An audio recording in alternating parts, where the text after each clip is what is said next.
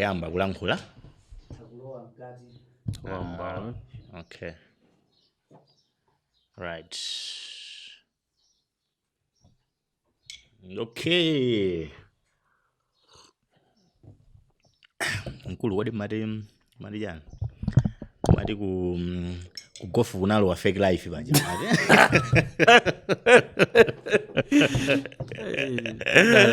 Ife timaova tikamaona anthu akupita ku magofu. Tisiye kuti munga? Akuti tisiye kuti munga magaye. Ifaena kuti the fake life. That somebody must bless my guys. No, it's a mistake. If you spot it, you can't pass away. Make no mistake. Golf is a prestigious game. It is, man. It's a very prestigious game. It is. And I think my characters are really real. You know, like real people. And not so much. And they're trying to live beyond their means. You're in the midst of true. And how funikira kwambiri so nice mafuna sooneka ngati ofunikira so it's bro inende kasafi kuti ndabwera bwino kujaza kuti ndazipanga soda kuti bobo zakazo ndazipanga soda kuti bobo ndazikoza kuti I'm ready go basi muzatipeza kuti fake life imene izayimenya limodzi izayimenya limodzi fake life. All right guys, welcome to another episode of the emergency meeting. We are here, we are back, and as you can see, I promised you the last time Makion was here, I told you Makion is gonna come back. I'm here to stay. Yeah, abuera Phiri. So yeah man, how has it been? All good, man. Okay. Basi, just taking it easy. Have had a busy few weeks. Yeah, man. Great.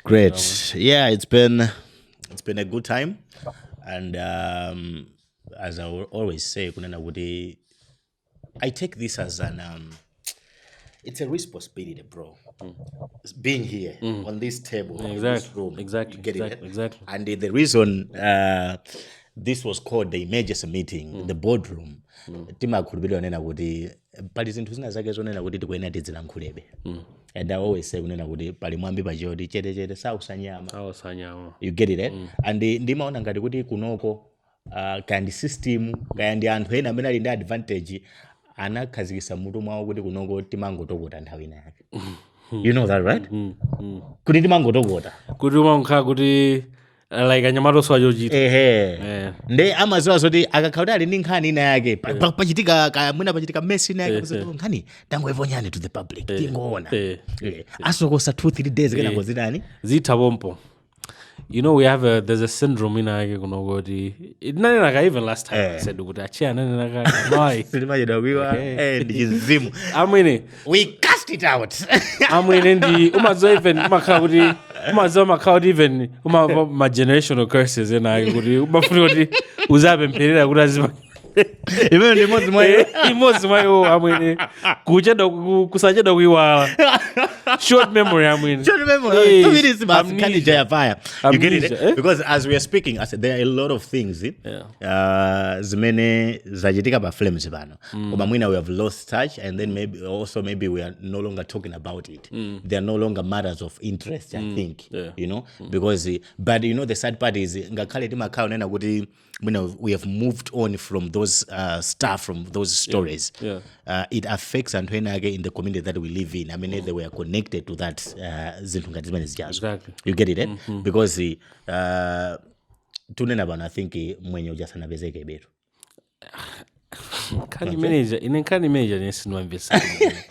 Sinema za kuti kaya muntu anapezeka kuti muna safu not basa bange update ujeni. Kumende kuti kapena we were told someone has been kidnapped. Because inesinema mvesa muno bwino kuti status yaoje because apolisi someone yasokana kali kose. Apolisi ali panga update kwa mbili. Palo pasana amenoti panga update rapa. Panopa muna ujeni muna muntu apezeka. Panopa dupanga uje tukupanga. Kuma that just goes to show you the imbalances that we have in our society.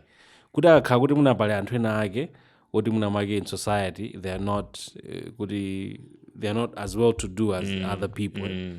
Okay, I'll give you like pali my case Zambia manager got mapanga update every time. But tikaja kuti chakurimanga update for the muntu ya muna it is not nobody. Yeah, true. One if it's somebody amango kuzona is this suit for the but we want you to respect the privacy of family. Padagali bano. Our emotions were invested. What are you saying? Kuti simufuna. Mano basi. Komano bano wachigulu china iwala. Amala samara.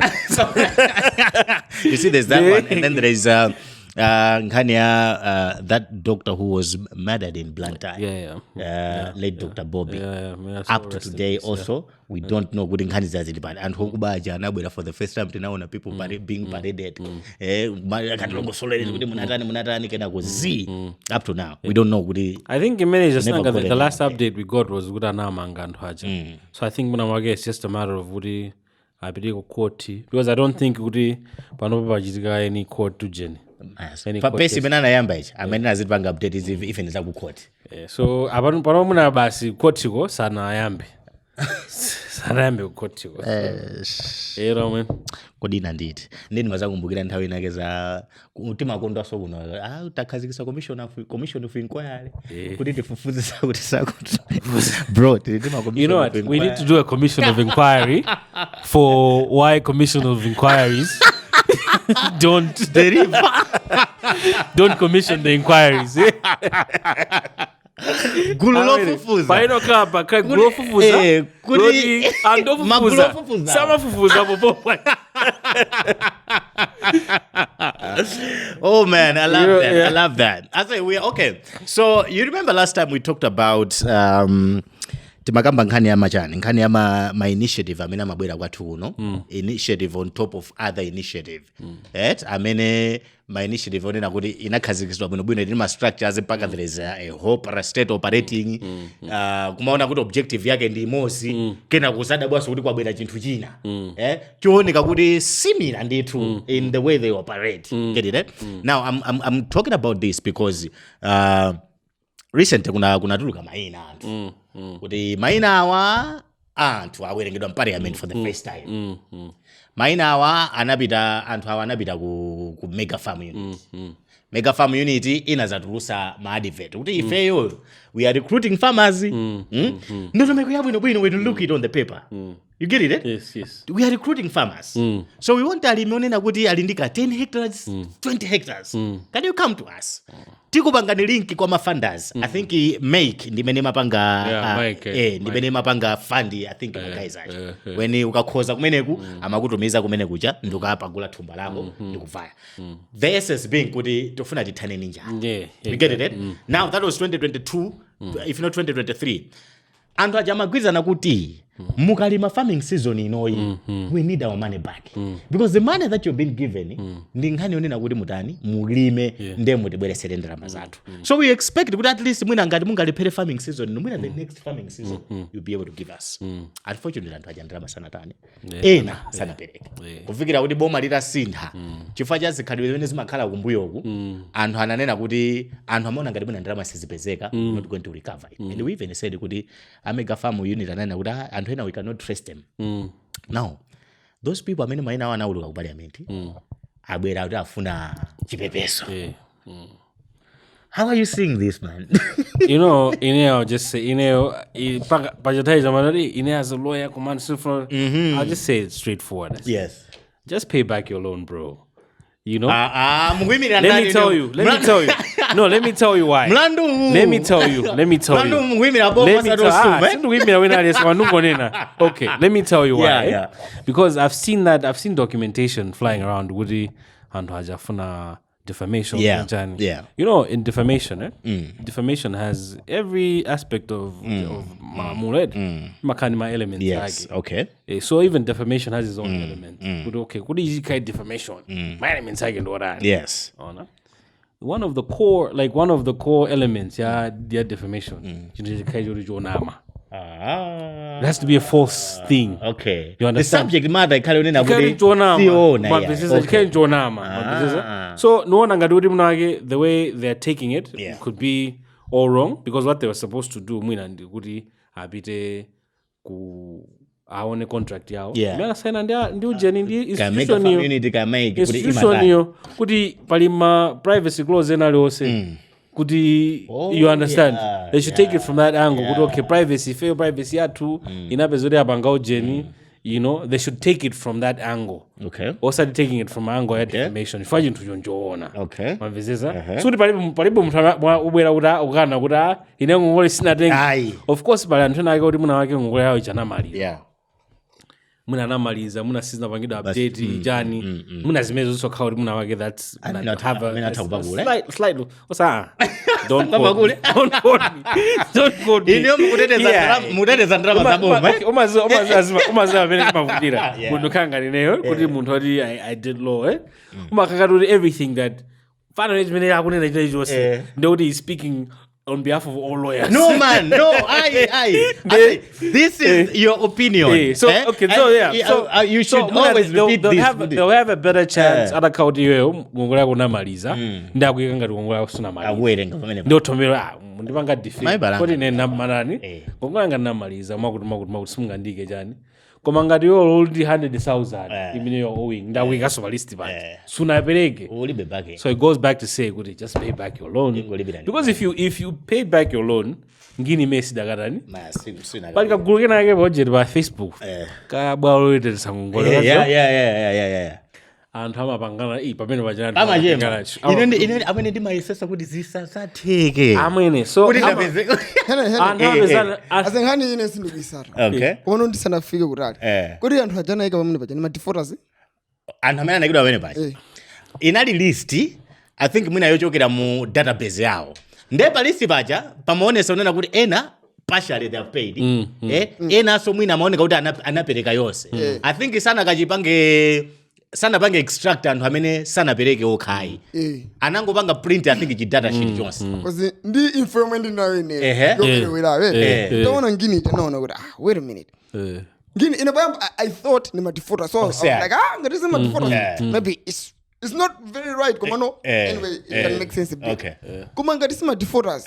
it wasn't right in my view because in parliament kurai kidopa kama mini bacha unless their contract said so kuti anthu amene ajawa atomoni soda paliponse publicly koma ngati contract yawo simamene zimenezozo anthu amene ajasamena kipida wamene pachapa but you know ineyo my opinion anthu ambiri amene atenga ngongole boma there's a certain ujeni kaya attitude towards ngongole za boma umakhangati kuti watenga ndalama kwa makolo ako you understand angwe meneyo ndaisiyekaye tibwera I'm trying to make a point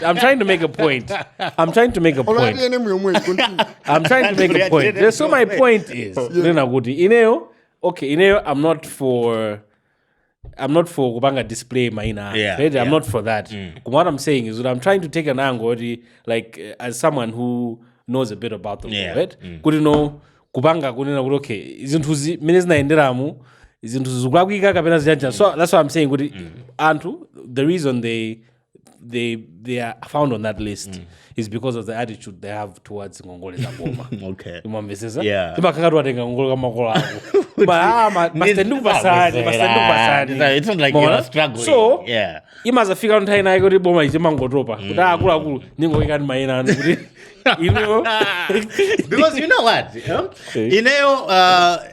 I believe in fair play you get it I believe in a fair play that's why I think when anthu ajakulusidwa maina I was like okay wait a minute choyamba anthu amene amapasidwa ndalama what was in the agreement kuti our expectation is kuti ndalama iyi mubweze kaya after this farming season kapena after 2 farming seasons you get it one we have to understand pamenepo ndekuti amwene ngongole yonse mukamapasana ngongole mmawerenga kuti mmanguzana kuti mukade musazabweze ngongole tizatani tizapanga chani you get it it means unena kuti stage imene jonena kuti 2 years yawo imene munapaswa zoti abweze ngongole yatha now what was the next step anati pasa makulatero makulatero aja akukaniza kutulusa komano iwe sunaoneko ine usaoneka ndipanga defend no okay usunaoneko olo bank utokodi uli ndi ujeni nyumba yako yake banki wapanga naye business kaya atenga ngongole nyumba yako ija banki mazafika nthena imazeka nyumba ija Munyuzi, yeah. bishop Yeah, yeah. so kuti nyumba ija ndi andani because people would see kuti nyumba ndi ahenzi nyumba ndi ahenzi sanena kuti nyumba ndi ahenzi koma ikhawa kuti nyumba ija ndi andani bizi amene mwabwera amene mubiza kuti ahenzi tu basi pakaso pakana konje maforwardiso as much as unena zimene zonse izozo zili mu structure yawo kuti ife ngongola tukapanda kuthika timatero Collateral timatenga Collateral kugulisa iwenso sungapangeso makala ngati no anthu anafika level ya anthu akaneka pereka tende ngwapanga ujeni it means iso kuti ma structure awo kamena strategy yawo yoyendesera zinthu zisana iki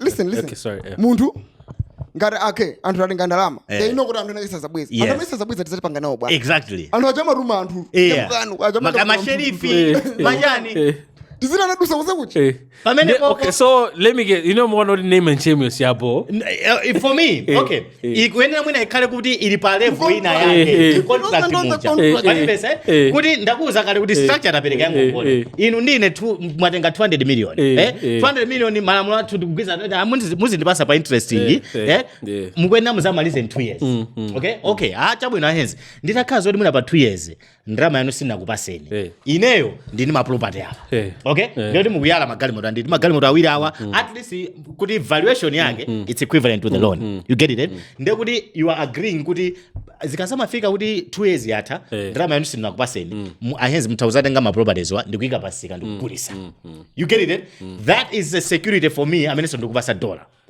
now tafika pamene paja poti 2 years jayata now I'm taking action I'm not supposed to publicize it ndibwe pokapoka ngati mukukula mtima ndepwina pamene ndingambe kumapanga mizi ndinokanika so as I understand the premise of Malone amenaje inati kulima collateral again ndi zimene mukulimazo right so now umapeza anthu ambiri apeza kuti muna zinthu zimene alima zija they are not following procedure sanga nawo zoti okay stock yanu mupanga muzagulisa ku NFRA kamuzapanga chanje so you know how NFRA mene mashopera uchija so peza kuti munthu mapanga hodi chimanga chako chija kuti ineyo ndifuna zafike kale ya holding ya chimanga for panga hodi chimanga chako for time imene matenga ngongoleja chimanga inaita 80,000 even 100,000 so you're like ndiwa peza kuti iwe akuza when you wachikolwa chimanga chicha nthawi imene umene kuti ugulitse ku NFRA kuja iwe achisunga chimanga chicha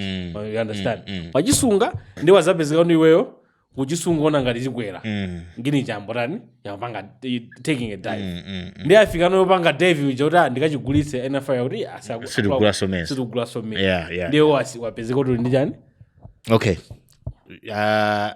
kayofuna kuti chose kumene kuku koma ifeyo timkaka tinabetero ase ngani ndonena kuti let's conclude this ngani ndonena kuti ine ndi akulu wati unena kuti move yolengeza mayina ija I think it was kind of political let's accept that when I'm seeing it I will say it was kind of political because the thing is anthu ajamadziwa kuti amene anali in control of this sikoyamba atu kunifi kubwereka okay chabwino yipo ndinali mega farm unit right before it has been nifi kumabwerekesa ndalama ajina medefu ajina madefu wapeza zoti mpaka boma likufika potani ponena kuti basi ndalama they have written off these dates 8.8 billion you get it back in 2021 okay now panopa ajaso amaziwa zoti iyi tukhanga linali opportunity ya guys and if you check the list you will find out kuti 85% of people that were there were politically connected but also you should see what politically connected you because so pale Antwena or they belong to the current regime Antwena they belong to other collateral damage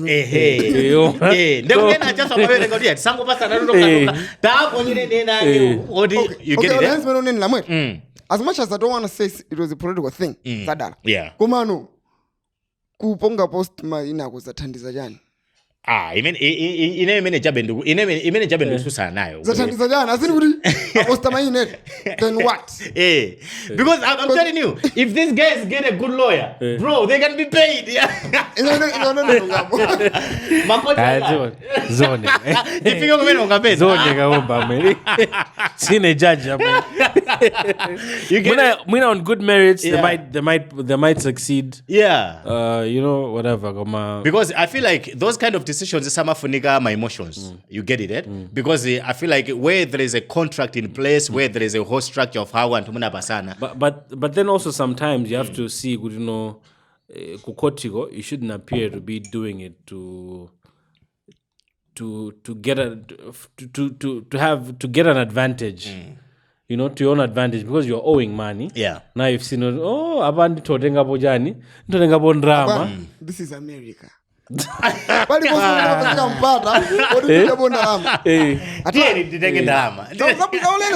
because even the mistake you get it about the people that were there were the people deserving or not deserving. Were those people supposed to be given money in as far as the mega farm is concerned? What do you think? Ayi komano ngatito anthu ambizira kulandira ndalama zije ena muna mwake sinangatona kuti ngangolezana khangala zikhwepetse kuzikhwepetsa pano mathu mapereka ndalama zija kuti uli ndi munda ise ndi munda wako bwanja ine ndikudzacha chimanga okay ko ndalama kuti pano mbire mukatenge ndalama meko chakuzoti akuluakulu ndalama sudani situpereka so mwina it was used as a campaign tool kuti anthu atenge ndalama akatenga ndalama apake. So that's the problem with not going. So I blame also my institutions because they didn't have any stringent ways on what ndalama zikupereka on what merit. Zubida bad. Is the crop insured? Is the janchan all those things? So they were supposed to do all those things. Do these people have the capacity to manage ndalama? Do you understand? Yeah, because capacity manages. So who do we blame? Ndikuona ngati obwereka ndrama iwe utakhala kuti ndrama zachifukwa even anthu amene atuluka pa list paja kuti anabweza ngongole zawo they don't have an issue. They don't have an issue. Ambiri anabwera ena amaposta pa Facebook page ine anabweza inapanga you get it? For me I'm okay. Because malamulo analonena kuti ukhale uli ni malo uli nawo my thing is kuti anthu amene amapeza zinthu through political means amayenera kuti chinthu chakapanda kuchipanga fulfill their side of obligation name and shame ija ndiyofunikirabe. Ine ndikuona kuti name and shame but what if the contract is silent? No, contract is silent. Phiri I can contingency plan. Put that thing name and shame. Ine nduze ndiyochita kuti ngati ayezi ngati ndalama yangasi muzabweza ine ndizakuposta mabwalo la ngongole ndekuti ndizizozoti unaona mene anthu akaposta mabwalo la ngongole wachi asi anthu amapeza amatentedwa no don't do it tachosa imene ndito amakutumiza transpomba kutumiza ndalama ma message ankuluja wanitumiza message udini so you get it so no one is urgent. Okay, what I'm saying, no one so titingane kuti inu ndife tibe ngongole tinazo and we feel the same way kuti munthu atakhala ngongole yako kupanga post pina you get it akulu banja amwe mpanga post tisanakambirana mpanga post chifukwa chana amwe. So this blame is going out to those institutions. My institution ngati achina achina mega farm unit will always say they are good structures. If we sit down and crack into the system and crack into how the objectives that they have, you and me will come into agreement with I think this is a solution to food security. Yes. You get it? Yes. But how do they go down ndukathandiza Malawi? You will see kuti pakadeba patseguka mene patsegukira ineyo kuti mwina on time mene kuti ndipite without no political connection ndifuna ndikatenge I need to talk to someone wina wake ndiyankhula naye kuti andani andipange because my comments muja you see people koma ife timakanizidwa 500,000 ife timakanizidwa 200,000 kuzwa tumbelese chakuti when people were going there to be granted 500 something million kwacha. So you see kuti fairness zero chifanyo di malamulo awo amene ali nawo pereka ngongole chifi ndalama zonse anthu simungampase panali timapanga ucheni program ina yake guys aja anawa growth accelerator program amanena kuti ifeyo tikakupasa ndalama munthu timakupanga mentor for 6 months. Yes. You get it? Eh? So one, this is the money yoti singongole. Singongole. Akukupasa to grow your business, but they are offering it to give you mentorship for 6 months. And you know how those guys do it, Ngadima, you know, these agencies, Amadago Basama, Grant or Jan. Hamaguzola say how they structure it, my milestone. Ukapanga chakuti tupasa ndrama yakuti kupasaso imakari investment. Yeah. Uike china chake kawika in kind or in cash kena kama zarani amaza kubwezera. Exactly. And ukameza zintu ziyazaenda bobo. You see? So I mean, oh God, I don't know how we are not crafting our structures. Pena paliposa amene boma ilowera kuti munthu alandire ngongole ndi palivuto. Chief, ineo lero lino mtandina zoti olata kazo akuita nani ku National Bank kujata maki ndi 200 million. I'm telling you, abwerabe azakuthandiza nzeru ziwiri. Ola zaone beza zakuti okay ujeni maase da kwenda bwanji. Business plan yako bwanji janjana all those things. Because these are the people that are expecting to get their money back at the end of the day. So the institutions are also to blame. They are. Big time. The biggest people to blame. Ndamene wawa. You get it? You cannot blame umuntu orenga ngongole kwasine. Ngatiro foira ndakandikana. Akaya. Kuti awo msabasa sakwanisi. Because amene akwenera kupanga judge kuti awati sampase ngongole ndiwo. Ine nditawupita kuti ngongole ndikuifuna, okay? But iwo akandipanga we kundikapa scale ndiona kuti anthu olo security alibe, collateral alibe to. Asasitenga kuti. Business plan yake ndiyotani kuiwerenga kuwapasa ma analyst nditu ma guys amene amaziwa za business. Uyakuti namiza. This is not viable. You get it? And then they will tell organization they are ndrama msabasa. Sazabweza ndrama. Ngati Mungu apasa ndrama, mwina Mungu apasa ndrama kuti mwafuna, kuti mwapasa ndrama. But anthu awawa sazabweza ndrama. You get it? So if we are to structure like that, I'm telling you, I say it is not a difficult thing kumpasa munthu 200 million kuti akalime. Do you remember kunali ati celebration ina yake yama loan ya Nefi? People were there, parading magari moto. Kuda amwene. How do you celebrate malonzi? Instead of celebrating kutia maloni awezeda ndama zingati. And whatever you're showing. So that just goes to show you how that leadership was thinking. Good, you know, their achievements was giving out loans. That's why there was a laxity in how they were giving them out. Basa amene asadwalise munthu. Asadwalise munthu fande sizona. Ndemwina zizizi usogoleri umene ujawo mwina ndi umene unapangisa kuti zinthu ngati zimene mwina zimene zinapangisa kuti anthu aja mwina angotuluka mboma. Zinthu zambiri ndiona kuti zinthu zambiri ukaona kuti zikuonongeka makuzira zinthu it's been like this for 4 years. It's been like this for 3 years. Exactly. So makakuti it's within that time. Period. Imene kuti ndifa yake magazi enake ku MCB adzuka. Kuti sakuafuna sachakwera. Ndichifukwa chake. Zifukwa zina ndi zimene zizi zimene zikuachitisa anthu aja manyazi kuti achakwera sadzabwereso magayi. Like you get it? You know what's your take on these people? Okay, my take is not on the people. My take is on not that leadership. Okay. Ndiamba ndi gulu. Ndiwona ngati kuti that the principle in that leadership, I think muna going through what 5 stages of grief.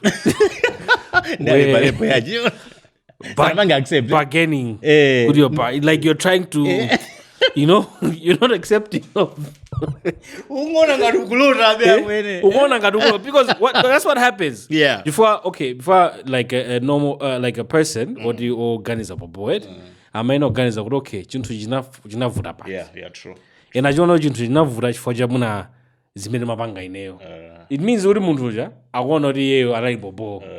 Anaibevuta ineyo. Because once you accept kuti weyo unakwitsa pena pake, you should be able to say kuti you know akulu ndiona ngati ineyo mnalizona akulu.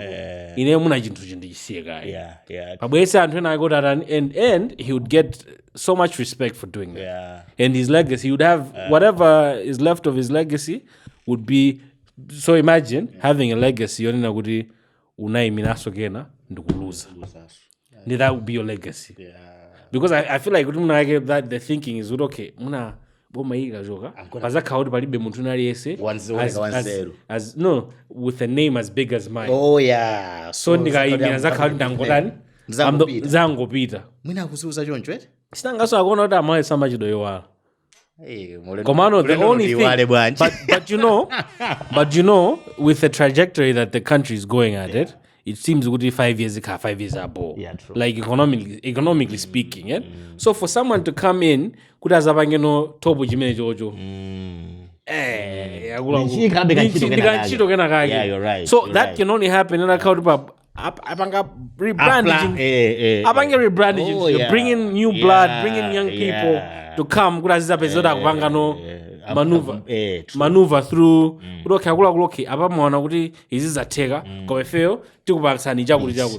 So imagine him coming back to say, like it doesn't.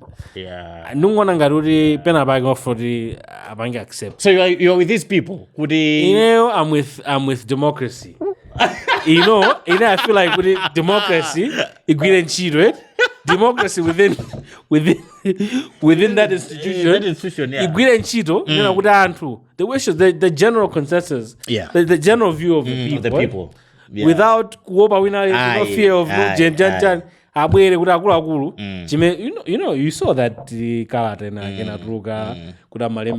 so you saw even the wrangles that caused it. Yeah, of course. You can actually see the cracks, and the cracks are not the cracks are coming from the style of leadership. Yeah, true. Because I'll tell you what, the current president, you never had issues yama cracks. Issue agena lioti basi ya nankuma. Yeah.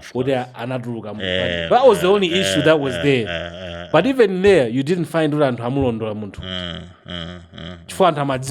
Okay, leadership. They didn't have a fault with the leadership. Yeah, true. Because they knew what the leadership was, and people rallied behind that. They still believed in the leadership. They still believed in the leadership. It's not the case in here. You understand? People don't believe in the leadership. You understand? Because they've seen what it does. Okay. Maona? Our fall was because of this. Okay. I hear you. Azabe zote chintu chijajika kamira kwa convention, based on big man convention udani, kuzakwa. Yeah. And then what would that leave? Yeah. Is that kind of convention that would be bad. So true. Imango ena uka even got the entire JB. Imagine JB ntaijara menya ka 2 years muja kwa ragulu ine chintu chindapanga koma ine basi ndufuna imira. My chief Phiri. Koma numaona ngati power corrupts. Ukaira amwene. Okuba jiji bu. Asa bu. Ndimene jijaro ko bidu. Phiri just say Phiri. Kupita ku State House kuja amwene ine one time I went there when I was like, this is the reason these niggas doesn't want to leave this place. I said you boo. Simungama tilande ni mawallet omwe kuti mawatch omwe amwene. Nemungafuna kuti mujoke kunoko. So I just feel like the muna ma 5 stages wakadutsa.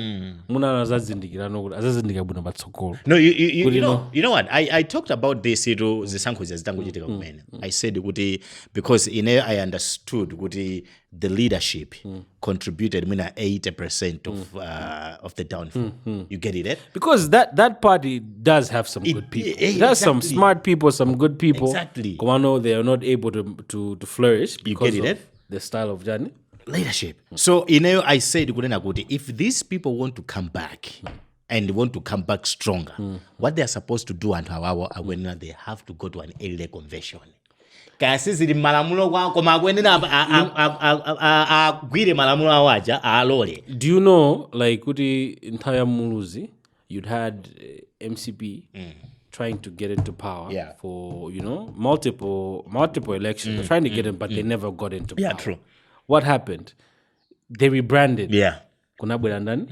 Kunabwera that leadership. Yeah. Kunabwera and Honon Rice rebranded. Yeah. And I remember a time where people loved that leader. They loved him. Yeah. You know? So even I was one of the people that loved it. And I think even 2020 Muja, was it 2020? 2020 Muja, he's become the president. Even for me, I shed a tear because it was so surreal how that happened. Yeah. This guy, whatever. only to be disappointed by the style of Ujen. But that came from a rebrand that was there. Rebranding imena pangira, and because like the Tonse Alliance was able to sell like a whole different Ujen. Okay, because we were promised a better tomorrow. Yeah, true. That come only to find out. You never know what you have until it's gone. Yeah, until it's gone. So Nebezodi, we had something. I mean, or banking Ujen might be $10,000. Yeah, true. Kunaribe Suzo, Blage, despite like all those things, Kunaribe. Now, Dabanga figure you can't even be given $1,000. You know, it went from Mujen Nkulukuta Forex to Nkulukuta Moyo. So the thing is, as I was saying, I said my guys are they need to go ele convention Tandiza, and I'm also of the opinion that big man just need to accept and let it go. The sooner that he accepts would be the sooner they can move on and Munamage prepare for the next two. Because you can even look at the people that he is giving blessing to represent him. So you see, so I don't know bad. I mean, and in Nagamba even DPP, they need that time. They need that time. I'm telling you. They need that time because we all know. I'm not seeing any chances of maybe APM. It's constitutionally impossible. If when we see the physical aspect, and I feel like with APM, I feel like what he wants to do is afuna causes into building a legacy. Even Ujen endorsement is area kwa yeyo. Kwa yo, afuna I'm pretty sure of course. I'm pretty sure that's something that crossed his mind. Is it acceptable in a democratic? No, but your endorsement is not good. You're just endorsing. Yeah. Ndikuona ngati. Izi koma mpanga jani. Muona kuti koma ine ndikuona ngati. Muona mpanga bwana. Phiri waka nadani. Muona even ngati meza chitika za Ujen za ndano leader of opposition. Yeah. Kuti big manager anapeza lango manga na uyuyo. Anajana pesa. So ndikuona ngati kuti it's high time kuti accept. Yeah. And I'm very antu. The general abange convention. Yeah, true. They have to. Ngata kufuna kuti ngata kufuna kuti chinthu they should do an emergency they should do a convention sooner. Abange convention nija, if he still has popularity, nazapitiza. Yeah, true. If not, ajisiye chinthu chomatani. Yeah. Otherwise, okay, that's some food for thought there for the Malawi Congress Party, and I'm still saying DPP also need that time. They need to, because the only reason why Adadi came back, it was because succession planning, the scenario clear. You get it, right? And they also capitalized on the failure of MCP. We need a name, and what would be that name? It would be APM. You get it? Because if you remember, there was a time where 6 people shown interest in Afuna Emire. And I want to 6 and I Suka Bambia, Jina Mwanamveka, Ajina Chaponda, Abu Sagu, Agu Jenaja, Agu Majingaja, I didn't disturb this area when I got my Gulu. Shout out.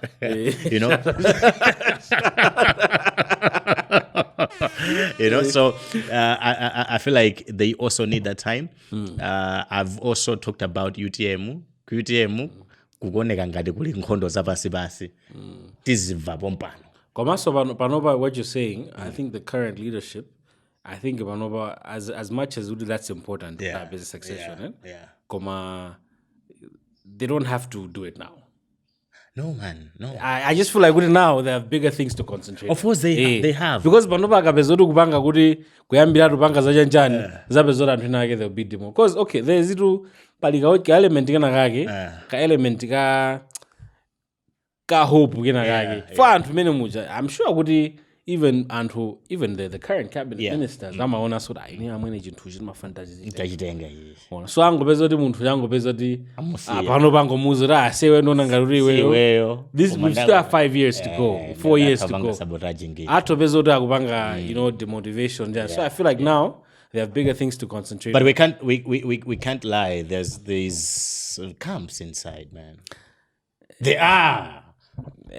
Yeah, man. All right, guys, that's it for you guys. My guy is about IMCP. Put your house in order. Just make... acceptance iende kumeneko muvomereze kuti chinthu chinapita basi. And then move forward. Otherwise, akujerani ndalama. Ndalama zochepa pension. Ife ndingona kuti akujerani pension. Sinthu zazo muli ndi ndalama zochuluka bwanji. Ngoti pension imene mwatuluka nayo. Ambezi kuti anthu akujera. I say there is a problem. Yonena unena kuti makampani aboma. Makampani aboma they always operate on loss. Nthawi zambiri. And you can see unena kuti umatauna kuti I think business ina akaudi ili ndi anthu ena ake ona kuti it's a private company. I feel like they could have done better. Okay, we have talked about my organization aboma uberekesa ngongole, you know, and we can refer it to my banks uona kuti the way they operate is different. I'm saying this because Malawi Housing Corporation. Malawi Housing Corporation ndi mozi mwa makampani amene anali kulilongwe kuno. Now there was a presidential order that they should go back to Blantyre where they have offices and all that. And then it has been discovered that their liabilities are twice their assets. Okay? And they've got a loss of 8.1 billion in nearly 4 years. Johnny? 4. Yo, yeah, man. So you see, that should give you an answer. Ready? Could you know? Muna loss yambiri ubaya chifojo na kuti anthu ambiri ma politicians the past 4 years ajibanga abuse chinthu chija. True. So you find kuti okay, Malawi Housing, what's its mandate? Pali nkhani za malo, nyumba, like housing, all those things. You find kuti and I mean, in your room, video housing, nyumba simgaibezi. True. People that are politically connected. How you mean? Makadiwe are politically connected. Even plot, plot. Like let's call a spade a spade. Like you can't. For me, I can't just walk in without plot. Oh, that's simgaibezi because I'm a cowdy munage albasa. So now those people, I'm a cowdy now. I'll take my plot. You find I read. I think I know something goody. They've been struggling with antonapeka ma deposit kumano sakupereka ndrama sakumalisa ndrama za maplot whatever. So what was happening is good now okubasa plot ija anthu panopo bezero ku Maria zambiri. What they were supposed to do is just kulanda malo sale kulisa if it lede lukula malo ena fitilede kula malo koma sakupezeka ifoda anthu amene akwena kwalandawo sakwalanda. So umayena kuti anthu aja walande because now you find that there's a big debt kuti anthu sakulipira. True. Because nanga having Malawi Housing like an institution that has nyumba zambiri they were supposed to make income. You know, because I think the whole thing was kuti chinthu chija samajimanga kuti chikainga dia profit making institution chinthu choti chizithandiza anthu, but at the same time it shouldn't be making losses. It should be able to run it on its own jani. Wanaona ngati kuti kuchipanga abuse kwambiri ndumene kapangisa kuti chinthu chizipanga maloss.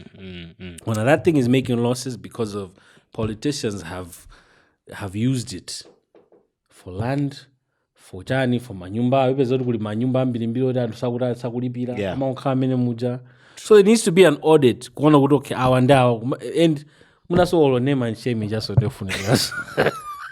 I say in what in 2022 if not 2021 Malawi Housing Corporation inapanga implement project 250 a strategic initiative to construct 250,000 housing units over the next 10 years by 2034 to address rapid urbanization and high demand, you know.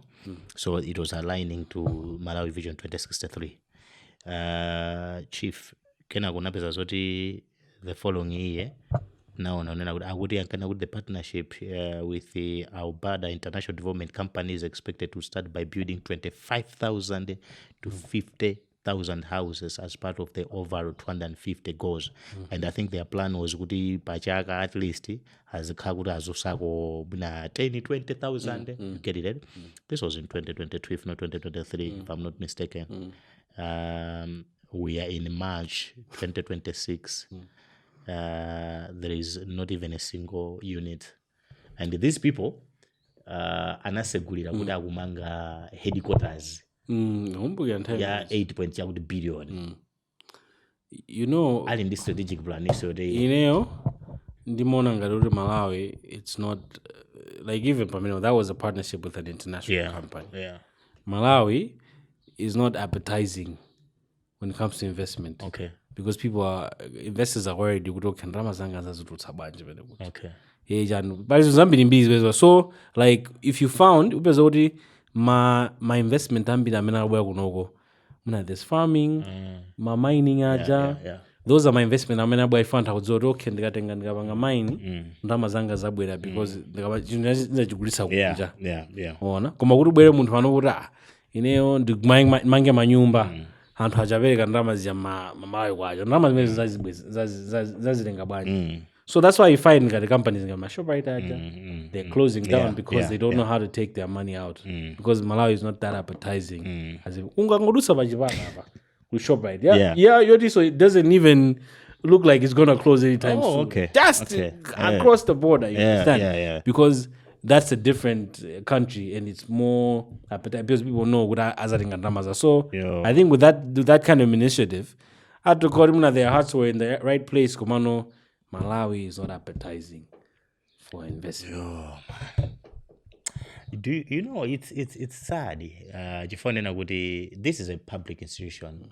And I think the reason why the government should come in is cushion. You know, people are paying rentals because I think the government is not there to rescue the people. Exactly. You get it? Because I feel like if government my flats in town, my shops, my offices, Malawi Housing Corporation was owning half of it. It means amwenye sibweza kwapanga akwazunza anthu. Do you know I think 2017 or I think that some year Malawi Housing developed like a whole strategy. Let's do innovative things to be making money. The innovative things azibanga mabloko.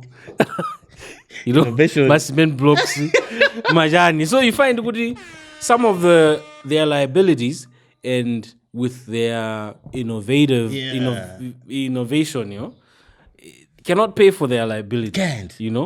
It can, but they need to be, because they control land. They need to be leveraging that land. Ma hotel aja majanjana aja ma Cardinal housing aja ma kodi yose. True. I say so. I feel bad. Because you say okay, nyumba za housing zimene zilipo ndio nzomwe za 18 izi, you find so this namuna anagulisa small units, zina za nyuwani za manga by 49. I always ask, I say, how on earth in 2022-23 would you be designing those kind of houses? Ndikuthamalo chonchija ndikumanga ti nyumba you get it, and then you find onena kuti ndakuza kale kuti ntaonimo. I'm telling you, I say amwenye anthu amene ask anthu amene apanga ma business in town. I saw ena akapanga complain mulimbe kuti ma rentals are very high. You get it? But then government cannot cushion. Chifukwa kuti they don't have the space. They don't have the space. They don't have the space. If you had your own buildings, and it was an alternative. And it goes back to say kuti anthu amene ali manyumba housing yo. Ndi anthu onena kuti so see they're not deserving of those houses. Anthu enieni ofuna kuti akhale manyumba muja ndi anthu amene, because that's what I've said kuti amakhala kuti muna ndi ma politician ena ake anapasana. You find kuti that house ina ake is still under a politician and akungopeza kuti akupasa mangosintha. True. So for anthu ena ake kuti nyumba ziyawo zifunabe, because the whole premise of of having that institution was to help and honena kuti sangakwanise kumalipira rent. True. Rent exorbitant rent, you know. So now you find kuti now those things are tengaso jani. So it's the same structure in every institution. Kuti do chine chose kuli maplot ma politicians. Kuli ngongole ma politicians. Kuli janjani ma politicians. Malawi Housing Corporation is just supposed to have my flats abwino aja. We're supposed to have my office buildings, my shops in town muja. These people are supposed to, and this is strategic plan as we can see. It's just laying there with the office ko iri ma document basi. Anepanga launch ndekuti so launch also hotel kuna kwake. Launch yokamene naononga almost million. Inaononga foundation ya nyumba ina yake, you get it, and then you see kuti 3-4 years down the line palibe chimene chikuchitika pa ground. Anthu angokhala manager ndi document anabwera kuno anakhazikisa anayika mwana wa mazi kuti amanga office mu city center 9.8 billion and hodi ase business yanu ndio manga nyumba. How do you spend those money kuti mufuna mumanga office when your business yako ndio manga nyumba? Why can't you say okay kandrama kamene mwande pasaka kuti ni manga office ika ndizikhalabe ma office okuthaja but I want to put up my units onena kuti mwina in the next 4-5 years azandithandiza kuti ndikhozo za manga office yangu. Why can't we kwa ndiona ngati so they need to fix their urgent they need to collect money from the people that owe it money. You understand, they need to collect money from the people that owe it money and hose I'm sure kuti pa anthu maplot oti sanamalize kulipira those people need to pay. Jani muna mwake liabilities atho kuja pako. It's the same with my council, my city council. City council manova ini ngongole anthu muna 6 billion. Anthu muna janja sakutolera ndrama. Why? Collecting money. So it doesn't make sense to me kuti why you're complaining when you have the means kuti ndrama zanu mutolere. I say it's very sad. Indona ngati even name and shame ija nimagwizana. Indona ngati angopeza ka list kina they should do a list of people that Malawi housing kuti upload kuti if upload that upload I say we should take it on hands kuti makatenga. Ase ngani atu yomaliza ndifuna tikambirane nkhani za mining. Phiri inu kumene kukanga mulini ma interest kapena mulini mining. The reason why I want us to talk about this is kuti let me prepare you kuti kuno pamuzi pano nkhani ya mining tatukwanidwa nayo tatukwanidwa nayo kuti sitimaziwa zinthu ifeyo ndi mbuli za mining sitimaziziwa kufikira kuti nkhani ija tikayilankhula pano ndekuti anthu amapangana tag ndi ma expert oziziwawo kenako amazabwera amene paja ndikuti blasha kuti palibe chimene tikutani palibe chimene chikuziwa. In the end zimapezeka zoti zikutha choncho katundu sokoma background akutani oziwaja sakutithandiza. I'll take you back on 18 February the US Embassy Lilongwe posted this. The United States supports opportunities to create economic growth in Malawi and build secure, diversified, and resilient supply chains between our two countries. Traxxas North America and Sovereign Metals have signed an offtake agreement for graphite from the Kasia mine in Malawi. Kasia is the world's largest non-rutile deposit and the second largest fresh graphite deposit globally. Responsible development of Malawi's mineral resources is key to mutual economic security. Why imva statement you?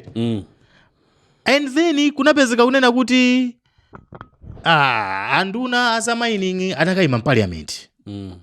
Ndikuonesa unena kuti sakudziwa china chilichonse chokhuzana kusainira kwa agreement kumene kwachitika pakati pa makampani awiri amene akusainira na agreement on katundu wathu. What does it mean?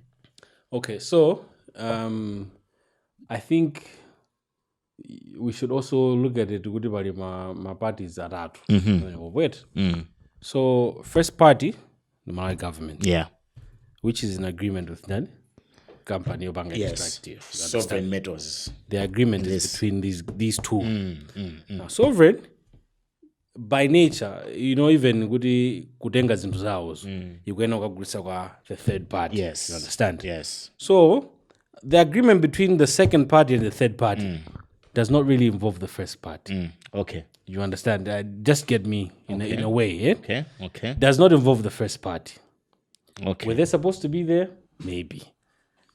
Like it doesn't really, because I'll give you an example. Even in agriculture, agriculture, you find I'm not being, but I'm just looking at it as a perspective that in so you find even in an agreement where you all in the Wurima, Polifoja and Marima Foja.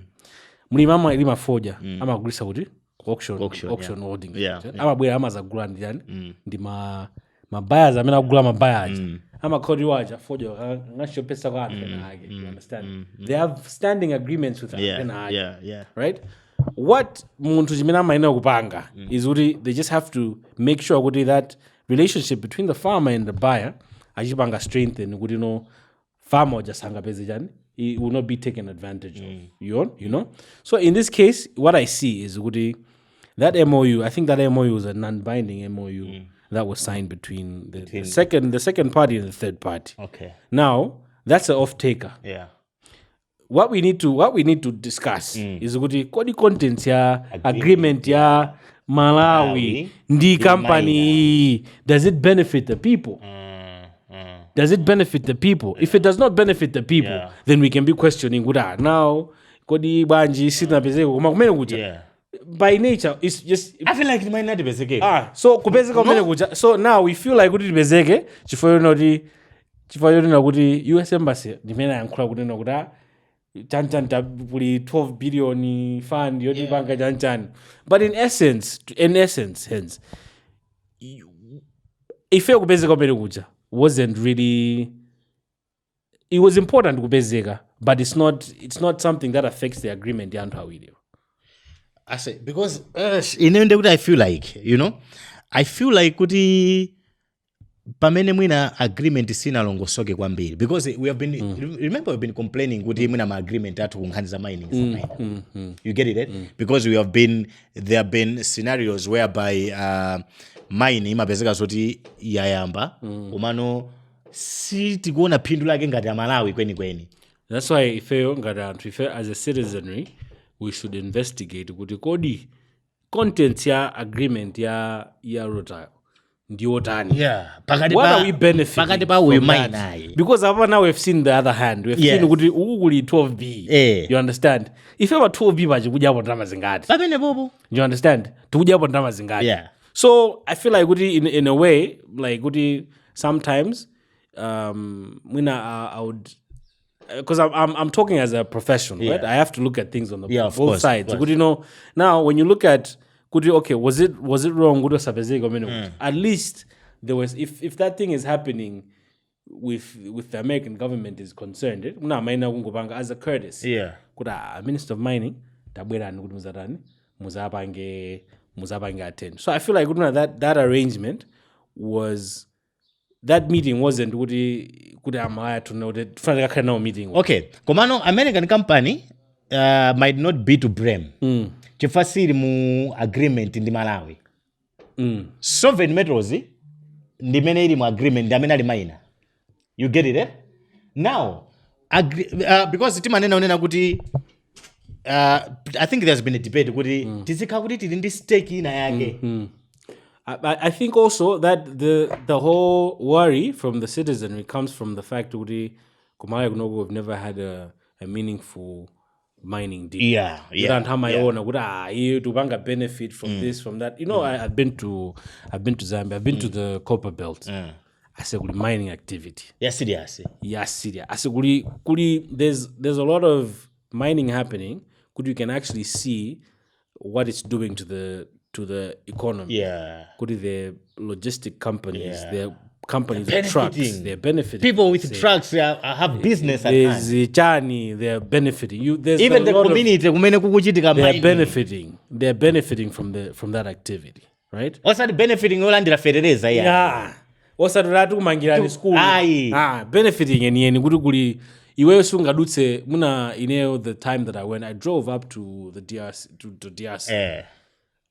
Like the whole track. So I'll even give you ujen. Good mining companies aja. Ndamena manga miseu. Yeah. So amanga miseu, they have agreements so tina kuti tika matoge that.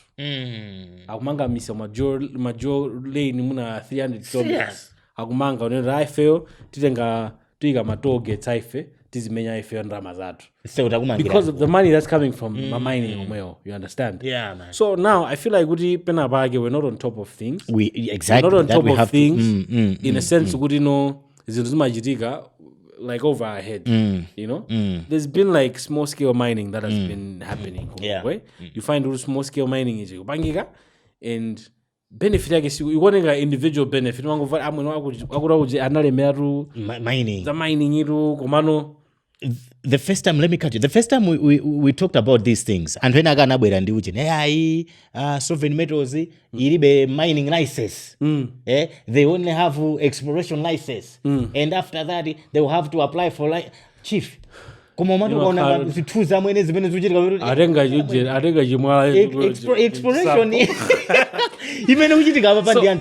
You get it? So for such a long time, bro, we are brainwashed or we are furnished with that information. I know mining is sinayambe. You know mining kudiyambe. It takes a lot of time. Do you know that there's an element of negotiation, right? From a point of Woody, you are masiye. Yeah. You get whatever crumb. Yeah. Your throat. Wait, sounds so like that's why we don't even, I don't know who goes to negotiate this contract, you know. You know, like I've done a negotiation course on my master's. So, you know, even just learning about how negotiation goes and then also learning Guda. You separate the people from the problem. You separate all those things. You know, like you have to separate Uroki fair and over the you have to separate it. In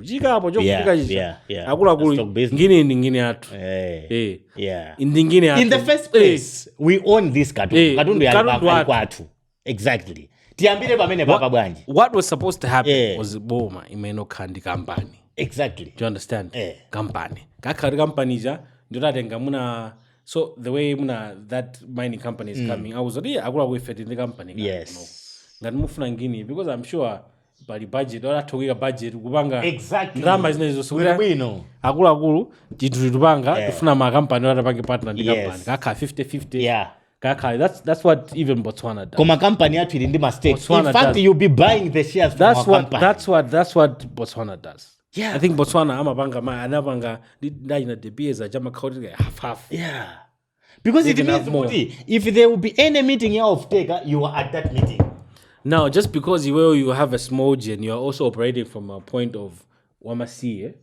Bola FM na advance za tu. Yeah, bola ka 3%, bola tax muzipereka, bro. Tax cannot be the only benefiting we are getting from our own mine. Do you want to tell me whatever sovereign metals okay, Malawi, kudi mulowe mumu, you need to give us 500 billion. Chief, sitingata mangi ngati ziko kunena kuti itapereka 500 billion kuti at least tilowe so tabanga. Ndrama zaboma. You get it? Also, I'll give you something. That company they went on. So what companies do? Yeah, they will. What most mining companies do? And I'm a $1 they'll come kutoka tufuna license yako they'll get the license, then they'll list the company on stock exchange, right? Now that stock exchange they're raising money. Now what's to stop us from saying okay, they're raising money if you're digging minimum. As simple as that. Because we can easily just put money. I have a personal friend of mine who I was with him in school. I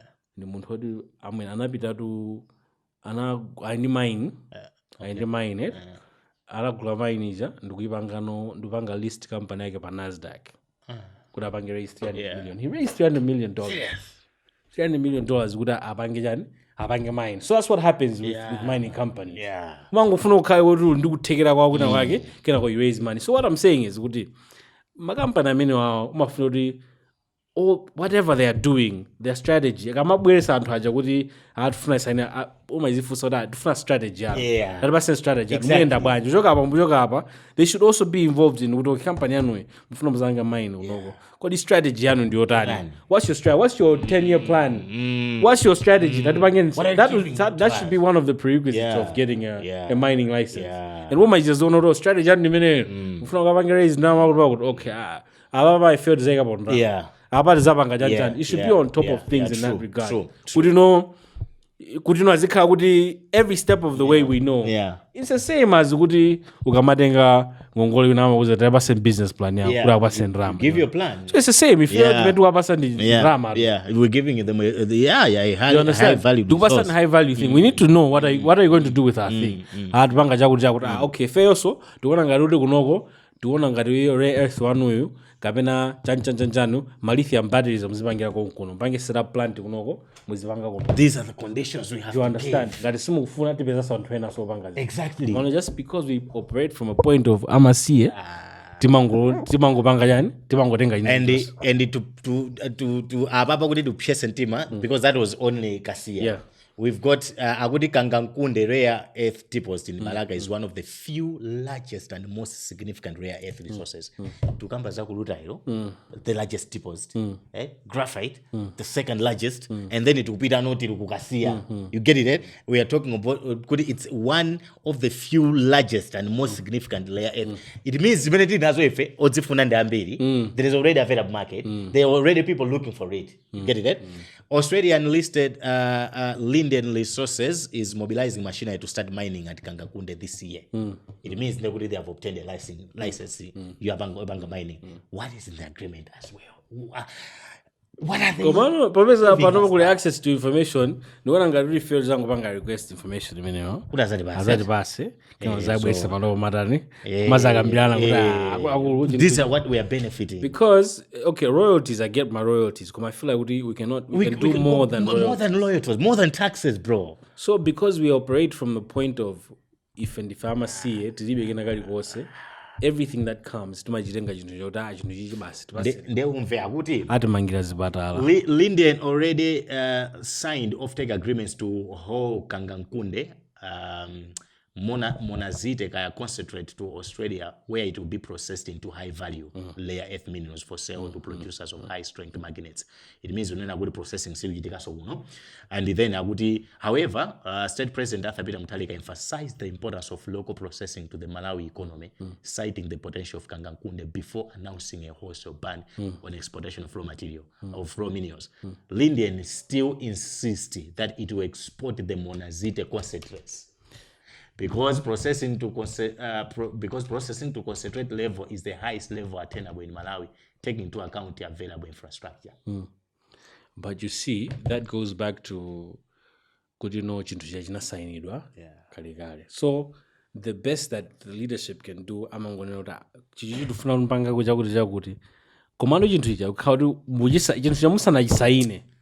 muzikhauri muli ma terms amenewo because ababa ndinkhani yongonera kungauza anthu akulubanji mbange because akudzoti pali ma contracts pali ma mining license obanga yani komando chinthu icha going forward because there are many minerals kunoko umpeze kuti it's just very disappointing how we don't leverage on mining activity kunoko the way just a neighbor like just a neighbor. There's so much, so much mining activity, but you see, the country's benefiting. Yeah, the Zambian kwacha gains. Panoba inapanga gain 1 billion against the dollar. Sometime last year, 26 kwacha, $1. Panoba 18 kwacha. Imagine that's Panoba 18 kwacha. Just 28 kwacha. That's big. Panoba people and hamona kuti they're better off razisunga Zambia kwacha instead of US dollar. Because azora US dollar chindi fera mai. Pamene kuno if it matter tisunge dollar. Damn it man. Bastard zipita so. Zoti dalisa mungu manyumba ako ziliko zambiri. Ne kuti kamonje ziraso zina zoti dalisa mura mwene. Sizimakhala bo. Otherwise guys, I don't like coming here sometimes. I have to be honest with you. I don't like coming here. I wish one day I'll have an opportunity to just call shots. Ulai magai mangani katundu anu muzivaya. Because simukutipindulira. I just wish one day to have that authority over me and just calling these people. We just need to reorganize ourselves. My priorities are. What are we getting from this? I'm cancelling that document. Bro, they need us more than we need. They do. We've got the resource. Okay, you know, ababa papange donchi ayi kukoti yanchani pita nukoti is fine pita nukoti koma face dufuna mukazamaliza muzamaliza our thing. They've got the demand iwo wali ndi demand kuma zoti njifwa yake zimezi zinadziwika kale zoti kuli ma minerals akuti koma nthaya kamuza noto izizi zayambisa ujeni ndanazisiya kana amangozisiya samalima mangozisiya for time meneyo at that time kunali you know my mining activity in Congo and so anaona kuti zimezi machitika mina ayi kunoko I need peace. True. Ngoba kalibe unangobera anthu anjala pakatipo kungoyamba unakuona kumene amakumba godi kunoko maye kuti kwena wayi kumvota kumba ase kumakhatu anthu chipwirikiti. Damn. So we've not even structured those kind of mining. We know. There's mining, there's tourism. You know, I was in Salima just yesterday. I had like some business partners that came in from Kunjet. So they were like, okay, so what are you doing with this lake? What the He's like, what are you doing with this lake? Now do you have a sunset cruise? Do you have a chan?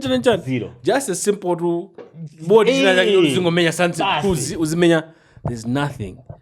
When I was already even there's a whole island. You know, proper model. All the beachfront properties taken by private developers. People have built my houses out, majani. There's so much land that is empty. That can be designated for a lake city, Janjan, or even a lake resort. You know, I go to Kagoti, Bakema Casino, Bakare Majani, Bakare Airport. Couldn't has hotel. Do you know how much money goes to just a casino? Right? Kumanga casino meneo. Ndukutengano casino uja una so that I say from Mango Hotel ujen. Even Kanyali go my language. That Kanyali go my language. You've seen how the reaction of that. Have no grisa go my land, but that wasn't the case. You know, ile ngoti akubwera muntu afuna zabange invest chintu jija akubanga ojen, that would have been good for Jani. You know, for the island. Komano you find udi ngati ma pension fund afe awika ndrama ku ujen kuja when that money can say 100B utonenga 100B wega kwa Salima 100B utenga imene also ndio tutenga so contractor amo exactly ule contractor amo muno kupanga design ubwese develop wakunja achipange design chintu chalakula ku chintu medu panga ndi pato cars casino chanchani all those things. Okay my guy tavaya tona